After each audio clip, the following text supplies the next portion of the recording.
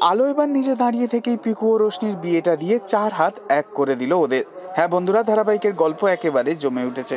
কিছুদিন আগে অবধি শোনা যাচ্ছিল আর দেখা যাবে না কোন সে আলোর স্বপ্ন নিয়ে ধারাবাহিক, তবে কি শেষ হয়ে যাবে? উত্তরটা হলো একেবারেই না। কারণ সেই জায়গায় আসছে নতুন ধারাবাহিক ভিডিও বৌমা, একেবারে আর 5টা সাধারণ গল্পের থেকে একটু আলাদা। বর্তমান দিনের সোশ্যাল মিডিয়ার প্ল্যাটফর্মকে সামনে রেখে আসছে এক নতুন ধারাবাহিক। শুধুমাত্র এই ধারাবাহিককে জায়গা করে দিতেই আধ ঘন্টা পিছিয়ে যাচ্ছে কোন সে আলোর স্বপ্ন নিয়ে টেলিকাস্টের টাইমিং। গল্প থেকে ইতিমধ্যেই বিদায় নিয়েছে রুদ্র, কিন্তু রুদ্র মারা যায়নি। অন্যদিকে রুদ্রের অনুপস্থিতিতে সিংহরায় বাড়িতে আলোর ওপর শুরু হয় একের পর এক অত্যাচার। আলো জানে পিকু এবং রোশনি একে অপরকে ভালোবাসে। আলো কিছুতেই চায় না রোশনি ও রিয়াঞ্জের বিয়েটা হোক। তাই এবার বাড়ির সকলে আলোর ওপর বড্ড রেগে যায়।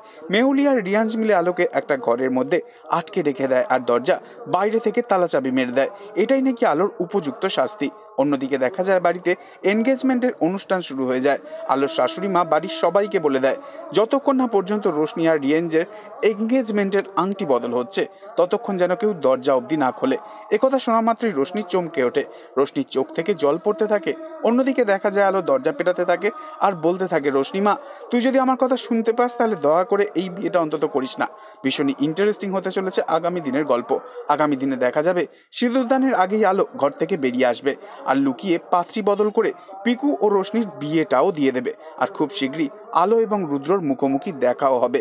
আসতে চলেছে কোন সে আলোর স্বপ্ন নিয়ে জমজমাট মহাপর্ব। তাই নেক্সট আপডেট জানতে অবশ্যই সাবস্ক্রাইব করে রাখবেন। ধন্যবাদ।